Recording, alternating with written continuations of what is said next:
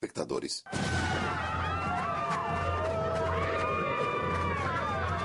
Sodoma e Gomorra, destruídas pelo céu. Mas há alguma verdade nessa história? Novas descobertas na arqueologia, astronomia e geologia revelaram indícios surpreendentes de que caiu fogo do céu na forma de um asteroide.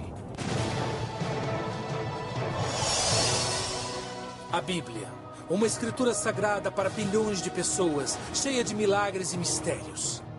Novas descobertas tecnológicas sugerem que alguns dos incríveis milagres são baseados em fatos reais. A ciência pode revelar a verdade por trás dos maiores mistérios da Bíblia? A Bíblia, Mistérios Revelados, Sodoma e Gomorra.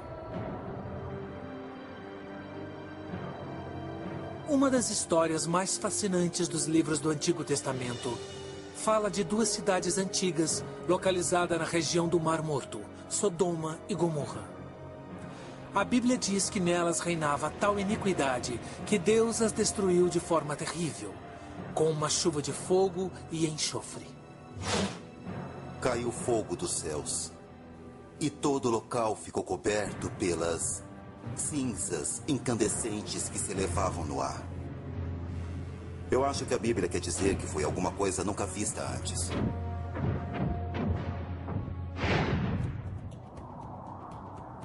Muitos estudiosos acreditam que a descrição é, na verdade, metafórica. O fogo do céu é o símbolo mais poderoso da aniquilação pelas mãos de Deus. Mas descobertas recentes na astronomia e geologia sugerem que a história da destruição de Sodoma pode ser mais do que uma simples parábola moral.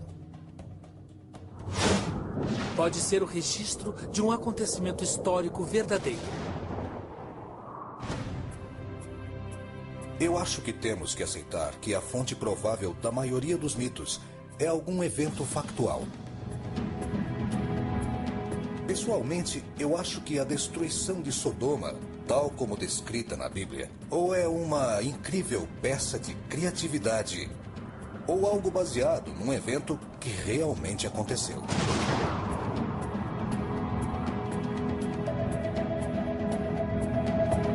Em 2008, um registro da antiga Suméria foi traduzido pela primeira vez e parece estabelecer uma relação surpreendente com a história de Sodoma. Num antigo disco de argila, um antigo astrônomo sumério registrou uma estranha visão do céu noturno.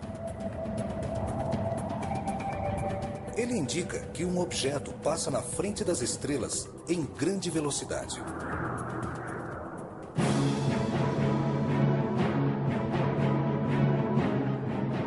A transcrição fornece tantos dados que a velocidade e trajetória do objeto podem ser recriados, levando-nos a visualizar o fogo dos céus literalmente na forma de um asteroide.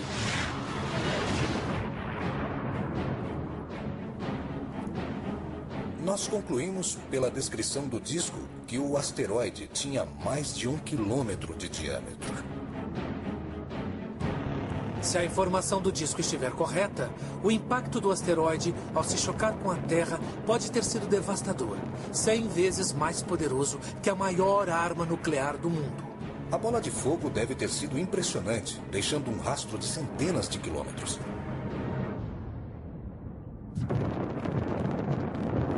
Os fragmentos incandescentes devem ter se espalhado por centenas de quilômetros. Uma enorme cortina de fumaça se espalhou sobre o levante e o norte do Egito, Sinai e toda a região. Ou seja, fogo e enxofre caíram mesmo do céu na região onde, segundo a Bíblia, isso aconteceu. Este antigo artefato sumério poderia fornecer dados astronômicos que provem a história bíblica de Sodoma?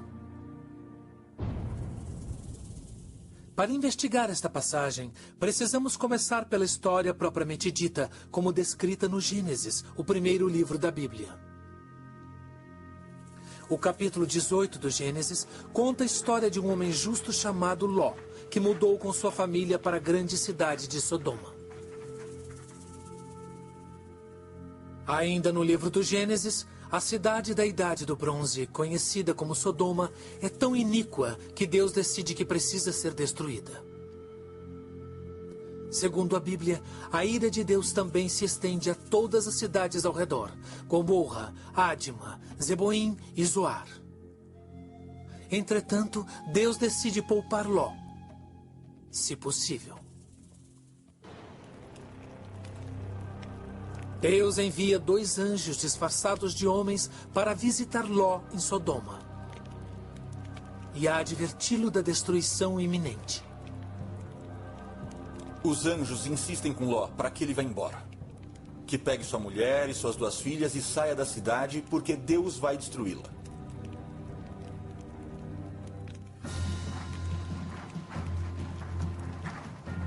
Eles mandam Ló fugir para as montanhas, para uma das cidades da planície que será poupada, a pequena cidade de Zoar. Os anjos dão uma última ordem, que eles não se virem para olhar a destruição. Ló e sua família abandonam Sodoma assim que amanhece, segundo o livro do Gênesis.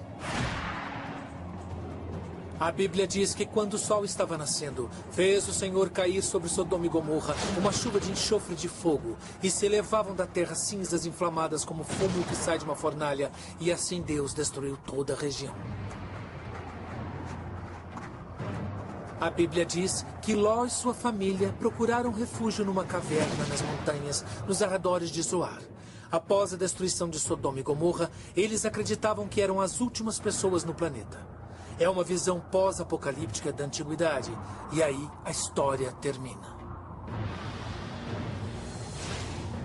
Mas há um detalhe intrigante.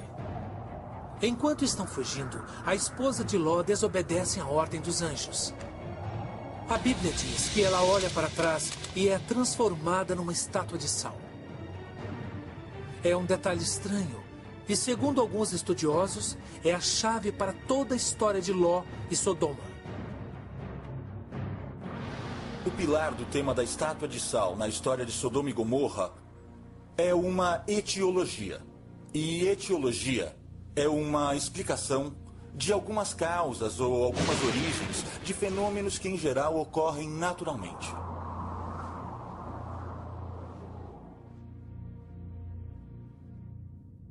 As etiologias são encontradas em lendas populares e nas mitologias de todo o mundo. São histórias que procuram explicar um fenômeno natural, como, por exemplo, por que as montanhas existem, por que o céu é azul e por que o solo de Israel é improdutivo.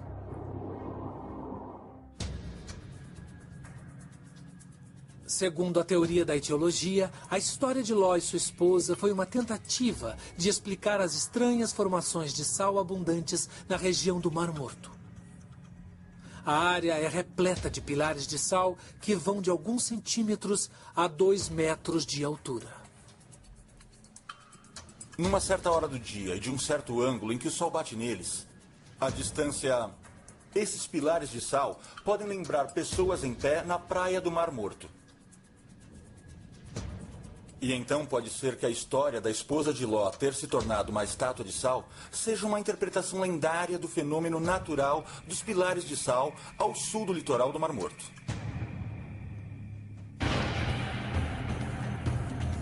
Será que a teoria da etiologia explica o mistério bíblico? Será que essa história é uma longa etiologia que explica a origem das estátuas de sal, o vasto deserto inóspito ao redor do Mar Morto e a ameaça teológica contra a imoralidade? Mas qual exatamente era o comportamento imoral que provocou a ira de Deus? A Bíblia não deixa isso claro. Mas o conceito de pecado é apresentado quando Ló vai para a cidade.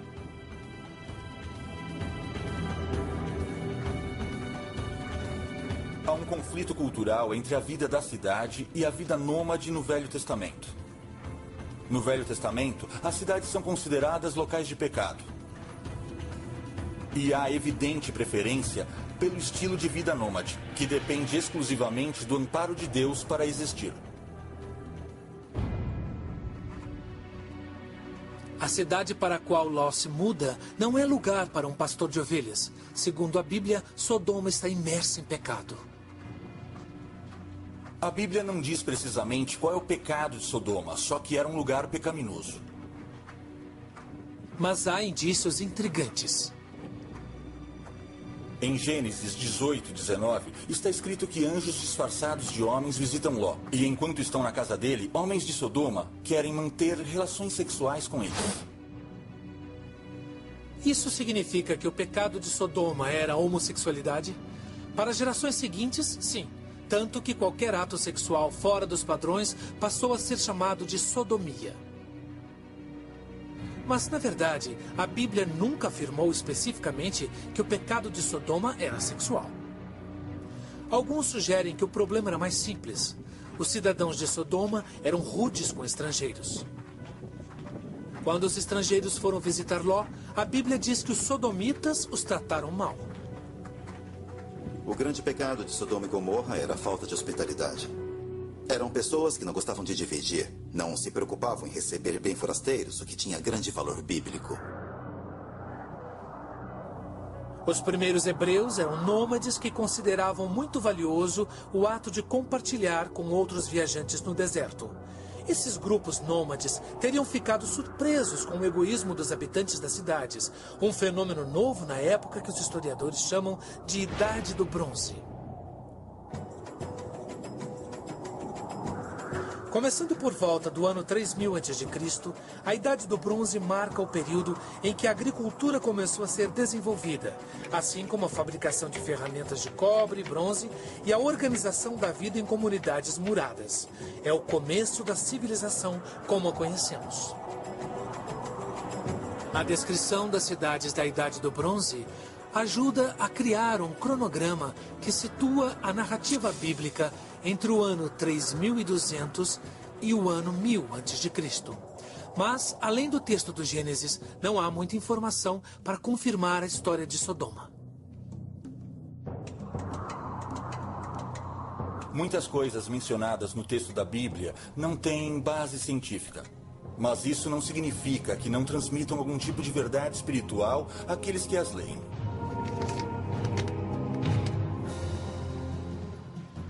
E assim a história permaneceu por milênios, como uma narrativa de fé que a ciência não podia provar.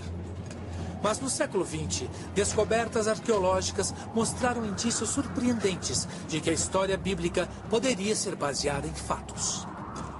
No piso de uma antiga igreja, há um imponente mapa em mosaico com uma trilha que parece levar à cidade perdida de Zoar e às ruínas da própria Sodoma.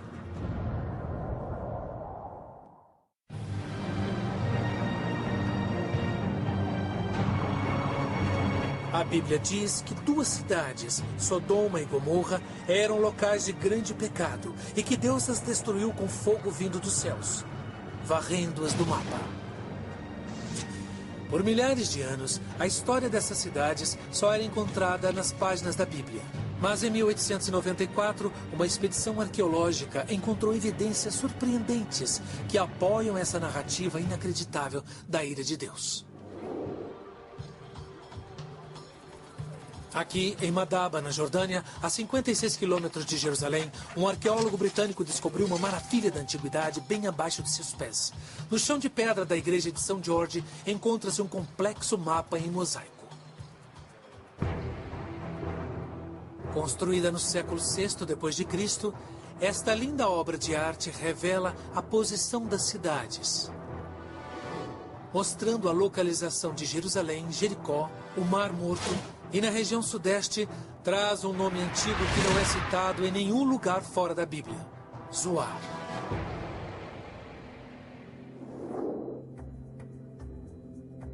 É a menor cidade bíblica da planície, a única cidade que Deus não destruiu segundo Gênesis. Finalmente, uma forte evidência de que uma das cidades bíblicas realmente existiu. Na verdade, o vilarejo existe até hoje, conhecido pelo nome medieval de Saf. Só quando o mapa de Madaba foi descoberto é que os historiadores se deram conta que Saf fica no mesmo lugar da antiga Zoar. E perto da cidade, no antigo mosaico, encontra-se outro enigma surpreendente. Uma frase parcialmente apagada escrita em grego.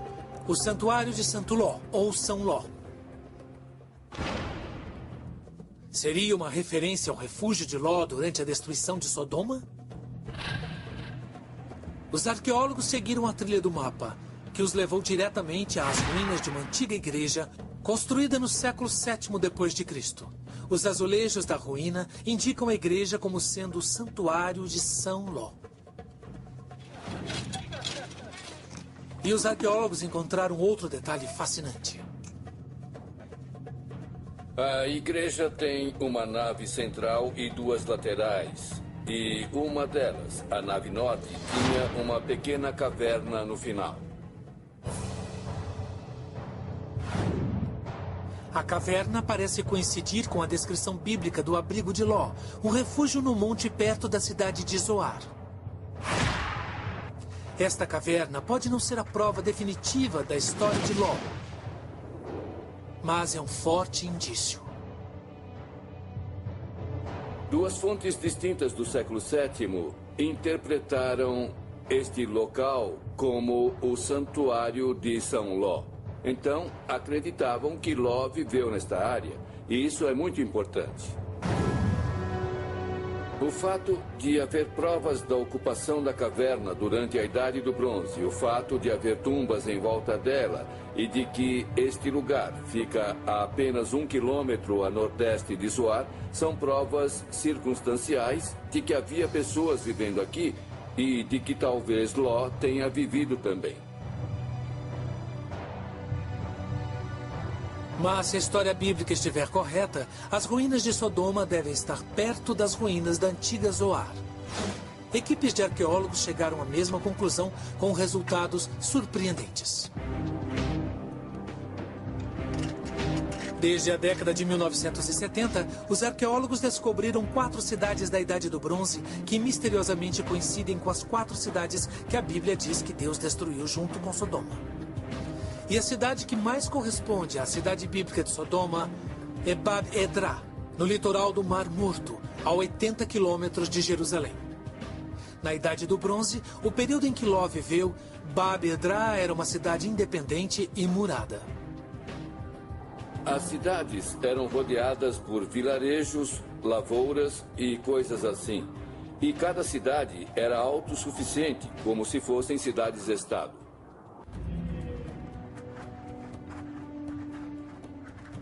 Em seu apogeu, Bab-edrá chegou a ter 1000 habitantes. Você estuda os artefatos das casas e começa a visualizar. Aqui era a cozinha, ali era a área de trabalho e aqui um saguão e outras coisas. Os primeiros arqueólogos também fizeram uma descoberta perturbadora em Bab-edrá. Tumbas coletivas. As pessoas ficaram impressionadas com o número de sepulturas aqui. De acordo com várias estimativas, cerca de 20.000 pessoas foram enterradas aqui. E, para um lugar tão pequeno, é um cemitério imenso.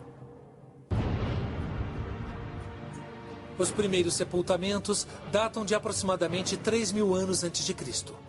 A grande quantidade de tumbas sugere que houve uma catástrofe como a de Sodoma. E há outro indício que aponta para o fogo. Durante a escavação, os arqueólogos encontraram cinzas em vários lugares. Na verdade, registros arqueológicos mostram que, em determinado momento, a cidade de Bab-edrá foi abandonada repentinamente e seus destroços permaneceram intocados até serem descobertos pelas escavações. Bab-edrá possui semelhanças extraordinárias com a Sodoma da Bíblia, incluindo artefatos do início da Idade do Bronze. Mas será que esta foi a cidade de Ló, destruída pela ira de Deus, segundo a Bíblia? A chave para conectar Bab-edrá à Sodoma da Bíblia pode estar contida neste pequeno disco, encontrado 960 quilômetros ao leste, nas ruínas da antiga Nínive.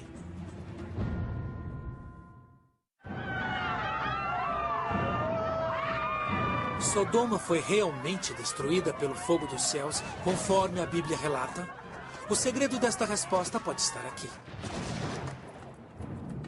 Nos arquivos do respeitável Museu Britânico, na coleção de artefatos do Oriente Médio Antigo, descobertos em meados de 1800, encontra-se um pequeno disco de argila. O propósito do disco é um mistério. É um artefato da antiga cultura suméria que floresceu onde hoje fica o Iraque. A Suméria predominou no início da Idade do Bronze, de 3.000 a 2.000 anos antes de Cristo, com grandes cidades como Kish e Ur. Seu poder se estendia até o Mediterrâneo. O disco sumério é coberto com caracteres cuneiformes que parecem ser um mapa do céu noturno da antiga Suméria. Sabemos que tem relação com astronomia porque tem desenhos de constelações que podemos identificar e também vários termos astronômicos que conhecemos de outros trabalhos. Entre as constelações identificadas estão Gêmeos, Peixes e os planetas Mercúrio e Júpiter.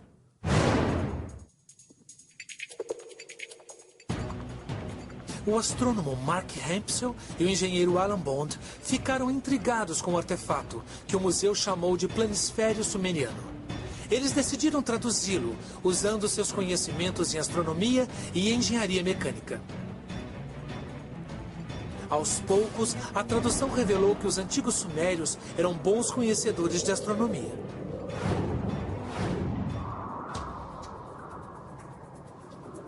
É uma interpretação muito sofisticada do céu noturno que mostra que foi feita por um astrônomo profissional que conhecia seu ofício e não alguém que olhava para o céu e fazia suposições.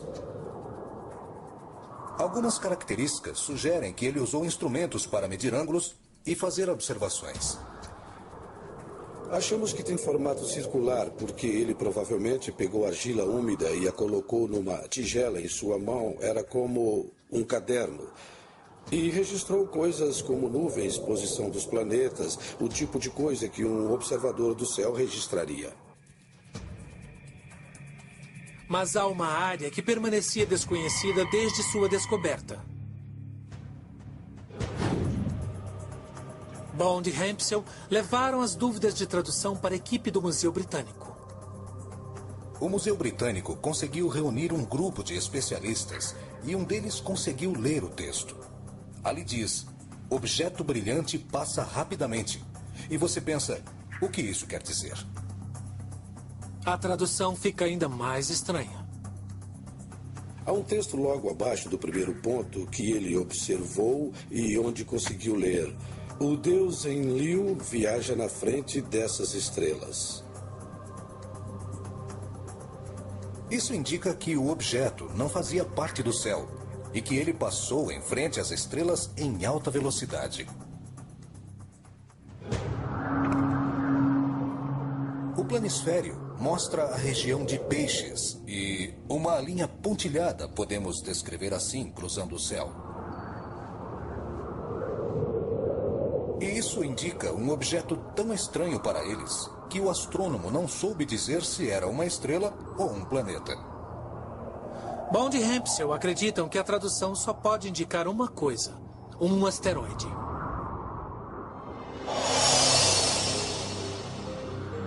O objeto foi visto pela primeira vez na constelação de Peixes, que os sumérios chamavam de caudas de peixes. Ele então atravessa o céu cruzando Pégaso, desce para a Águia e então cruza o horizonte. Meteoritos e estrelas cadentes cruzam o céu muito, muito depressa. No entanto, nesse caso, o astrônomo viu o objeto abaixo do espaço sideral, movendo-se pelo céu com o mesmo tipo de velocidade de uma nave espacial. A visão deve ter durado uns 4 minutos e meio. Nesse caso, o astrônomo sumério foi tão exato em seu registro que a rota do objeto pôde ser traçada milhares de anos depois.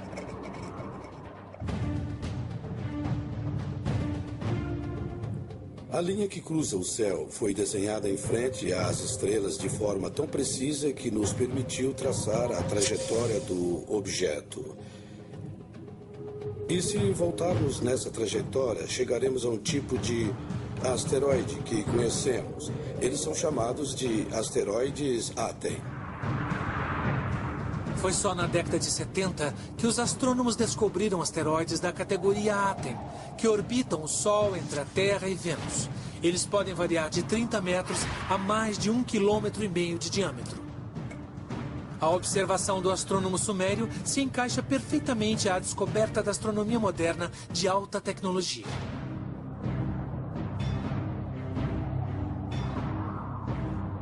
Então, o astrônomo sumério observou mesmo o asteroide que destruiu a antiga Sodoma? Isso explicaria a descrição bíblica do fogo que caiu do céu? A resposta pode estar não só no planisfério e no livro do Gênesis, mas no modelo computadorizado do céu noturno da antiguidade.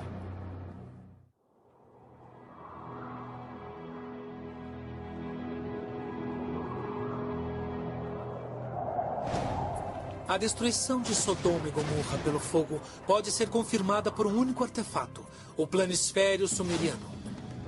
Ele detalha com exatidão a posição das estrelas, planetas e constelações do céu noturno e descreve um estranho objeto, semelhante a um asteroide. Os astrônomos Alan Bond e Mark Hempsel acreditam ter traduzido corretamente o planisfério e descoberto o verdadeiro local do impacto do asteroide.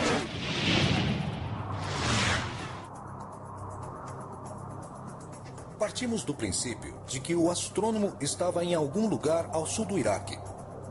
Portanto, com a informação do planisfério, pudemos construir uma trajetória, a rota do objeto, com um software utilizado para prever as trajetórias de decolagem dos foguetes e de sua reentrada na atmosfera. Mas há algo estranho. Logo de cara, os dados parecem não ter conexão com a história de Sodoma e Gomorra. Quando a trajetória do objeto é traçada, ela aponta para um alvo estranho. Não em Israel, mas no norte da Europa. O objeto atinge os Alpes austríacos, num lugar chamado Kfels, no vale de Otsalachel. Segundo Bond e Hempsel, não existe cratera de impacto do meteorito em Kfels, na Áustria, porque ele teria explodido no ar várias centenas de metros acima do solo. Isso já aconteceu em Tunguska, na Sibéria. Em 1908, houve um impacto próximo à órbita terrestre em Tunguska, na Sibéria, que devastou uma área de aproximadamente 50 quilômetros e foi uma explosão aérea. Este objeto que estamos pesquisando seria milhares de vezes maior. Como o asteroide de Tunguska, o acontecimento bíblico envolveu uma grande explosão aérea. O asteroide já estava em processo de desintegração. É por isso que não existe uma cratera.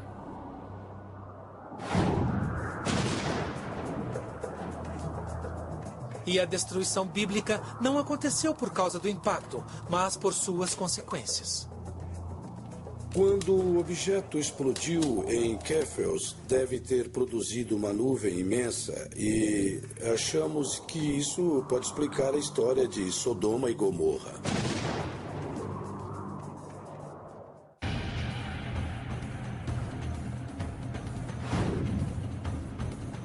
Utilizando modelos de pesquisas astronômicas e de armamento, Bond e Hempsel recriaram passo a passo o cenário da colisão do asteroide e seus efeitos no planeta. O asteroide de mais de 1 quilômetro veio na direção ao planeta numa trajetória baixa, observada na Suméria e no Mar Morto. Entrou na atmosfera pela Grécia, formando uma bola de fogo que cruzou a Europa e finalmente explodiu sobre os Alpes, formando uma nuvem incandescente 100 vezes maior do que a da arma nuclear mais poderosa do mundo. A explosão em Kfels teria criado um cogumelo de rocha, poeira e terra. Uma imensa nuvem de fragmentos que formou um arco de centenas de quilômetros no céu, seguindo a trajetória do asteroide. Bilhões de toneladas teriam sido lançadas a uns 5 quilômetros por segundo cruzando o Mediterrâneo. Acreditamos que a nuvem tenha se estendido por 900 quilômetros. E então os fragmentos incandescentes começaram a cair no planeta numa área de quase 2.500 quilômetros em volta do local da explosão, alcançando o Mar Morto. Quando os fragmentos reentraram na atmosfera, formando um arco no espaço, eles se incendiaram devido à fricção com o ar. E em segundos, a temperatura do solo atingiu 400 graus.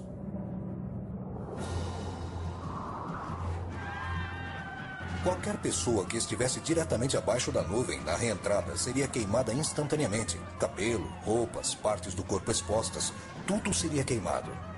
Todos teriam sofrido terríveis queimaduras e morrido imediatamente ou em poucas horas.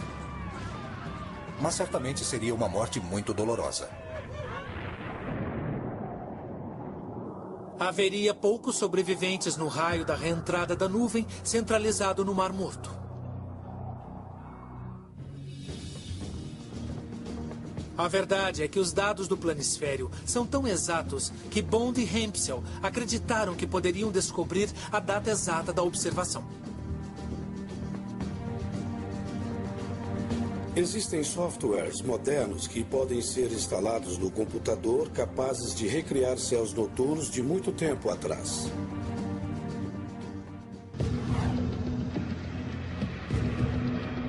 Bond e Hempsel recriaram a posição das estrelas e do planeta conforme os registros do planisfério. Então, meticulosamente, tentaram relacionar isso com os dados conhecidos do céu noturno. Mark quebrou a cabeça por 3 meses para recriar cada configuração possível dos planetas nos 1500 anos perto daquele período. Trabalhou muito para descobrir uma configuração dos planetas semelhante à que aparece no disco. E ele conseguiu, o que foi extraordinário. Uma data pareceu coincidir com todos os dados encontrados. E a data final a que chegamos foi 29 de junho de 3123 a.C. Se a interpretação de Bond e Hempsel estiver correta, então o planisfério é uma evidência contundente de uma das maiores catástrofes da civilização humana. A data é 29 de junho de 3123 a.C. Será que é essa a data exata da destruição de Sodoma e Gomorra? E se o planisfério pode fornecer uma data exata, não poderia haver outras evidências de uma catástrofe tão grande? Na verdade, há. E esta evidência não vem do fogo, mas do gelo.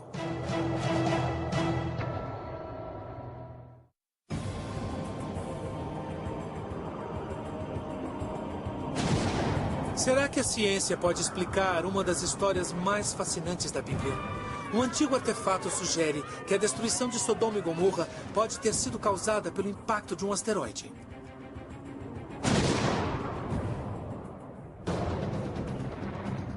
Se os astrônomos Mark Hempsel e Alan Bond estiverem certos, o impacto do asteroide descrito no planisfério sumeriano afetou o mundo inteiro. Uma explosão de 10.000 megatons de um asteroide deveria ter deixado mais registros do que uma simples narrativa sobre uma chuva de fogo e enxofre no primeiro livro da Bíblia. Novos indícios surgiram recentemente e não vieram do fogo, mas do gelo. A Universidade do Estado de Ohio é sede de um dos maiores departamentos de paleoclimatologia do mundo. Equipes do Observatório Byrd Polar cruzam o globo em busca de gelo antigo. Sob a supervisão do professor Lonnie Thompson, as expedições coletam núcleos de gelo em geleiras do Peru, Tibete, Groenlândia e Antártida. Os campos de gelo do mundo todo registram histórias. O gelo preserva um registro das mudanças climáticas há milhares de anos e preserva qualquer coisa que estiver na atmosfera. Após perfurar profundamente as geleiras mais antigas do mundo, os núcleos de gelo são retirados e levados para esta imensa sala fria em Ohio. Este é de Pureronge, do Tibete Central. E se olharmos cuidadosamente para este núcleo, conseguiremos ver bolhas de ar. Bolhas minúsculas no gelo também preservam o ar de tempos antigos, que pode ser liberado e estudado em laboratório para determinar a temperatura e o clima de milhares de anos atrás.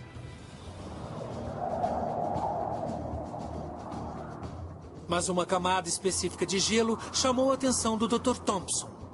Isso começou quando ele descobriu material vegetal na base de uma geleira em retração no Peru. Na base de um paredão de gelo de mais de 30 metros de altura, encontrei um depósito vegetal. Retirando uma amostra com um canivete e as plantas estavam perfeitamente preservadas, eu seria capaz de identificá-las e datá-las. Pela datação de carbono, essas plantas têm 5.200 anos.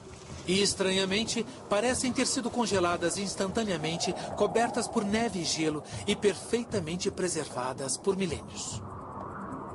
Quando Thompson examinou outros núcleos de gelo, encontrou indícios de um colapso climático intenso, uma glaciação repentina que assolou o mundo no mesmo período. Desde então temos estudado nossos registros de núcleos de gelo e vimos que foi um evento global. E nós encontramos isso em núcleos de gelo no Tibete, encontramos em todos os continentes, em arquivos diferentes e datam de aproximadamente 5.200 anos.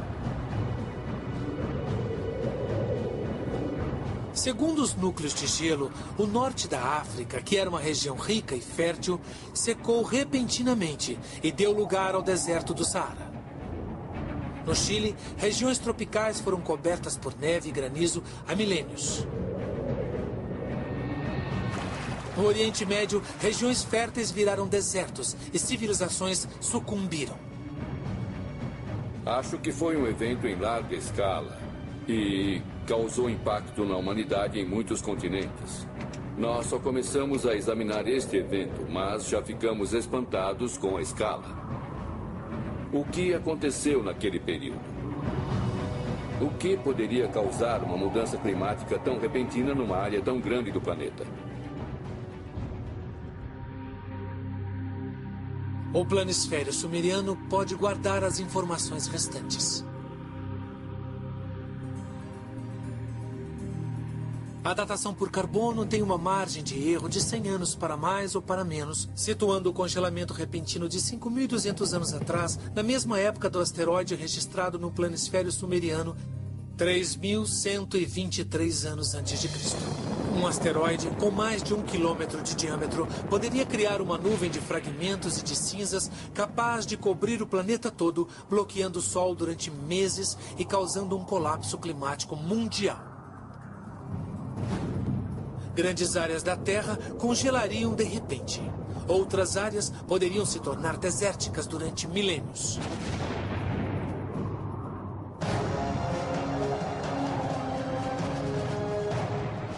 O impacto do asteroide foi tão grande que deu origem a uma lenda. E nas escrituras foi preservado na narrativa bíblica da destruição de Sodoma e Gomorra. Se essa teia de informações estiver correta, é possível explicar a verdade por trás da narrativa bíblica da destruição de Sodoma e Gomorra. Em nossa busca da verdade do fim de Sodoma e Gomorra, pesquisamos textos bíblicos, evidências arqueológicas e geológicas e astronomia antiga. Se as peças desse quebra-cabeça estiverem corretas, esta é a história da destruição de Sodoma de um ponto de vista científico. 3.123 anos antes de Cristo, início da Idade do Bronze. Numa região fértil do Oriente Médio, um pastor nômade se muda para uma das novas cidades próximas ao Mar Morto.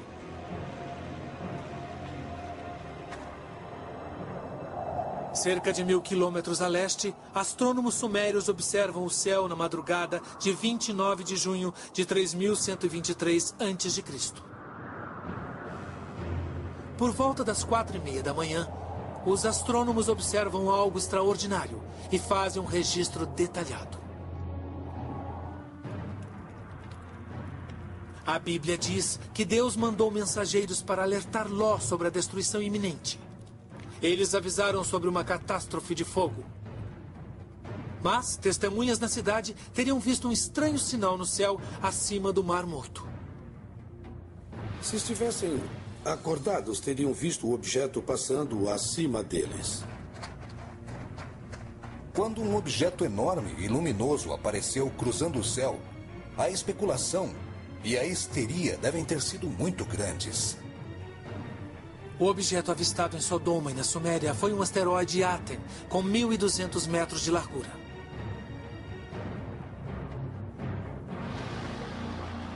A Bíblia diz que Ló e sua família receberam um aviso e fugiram para as montanhas. O asteroide se aproxima dos Alpes austríacos mais rápido que a velocidade do som, numa trajetória baixa. Ele raspa nos picos das montanhas perto do Vale Kefels e explode numa bola de fogo.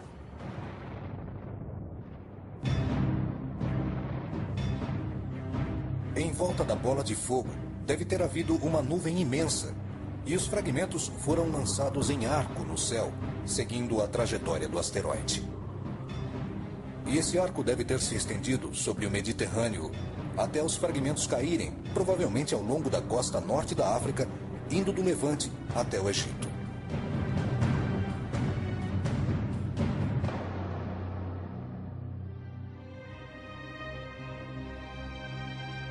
Os habitantes das cidades que ficavam nessa região devem ter tido uma das visões mais lindas e impressionantes da história.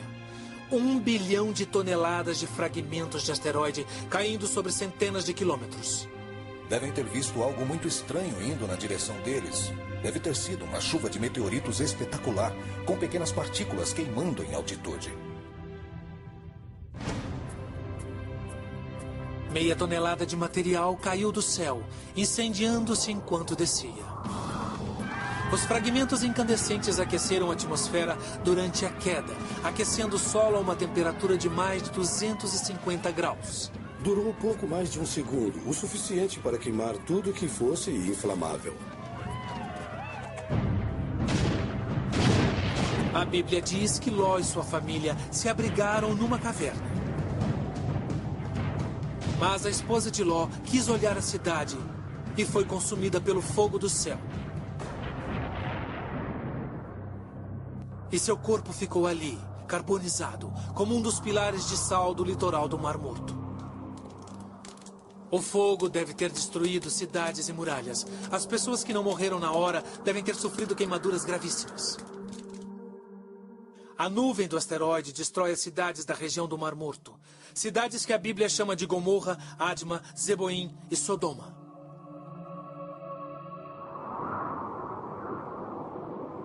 Há muito poucos ou nenhum sobrevivente em Sodoma. A cidade é abandonada para sempre e restam apenas ruínas.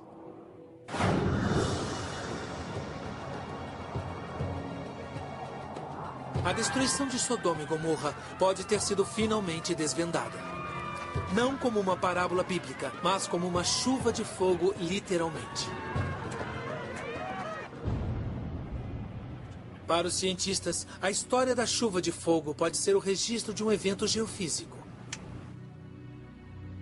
Mas para os fiéis, a história de Sodoma contém mais do que informações científicas. Contém algo bem mais importante. Então, como entender a história de Sodoma e Gomorra? Concluímos que deve ser lida com um sentido baseado na fé. Eu digo para os meus alunos para não gastarem energia com o que é histórico ou não. A verdade da Bíblia está no nível mais alto que o da história. Acho que a verdade da Bíblia está no nível das verdades da vida. Ela nos diz coisas sobre a vida que, de outra forma, não saberíamos, não poderíamos provar. Ainda assim, um livro de verdades espirituais pode conter a semente de fatos geofísicos. E ao destacar dados codificados no texto sagrado, a ciência pode, às vezes, revelar histórias reais de catástrofes reais. Versão brasileira, Tempo Filmes, São Paulo. Desvendando alguns dos maiores mistérios da Bíblia.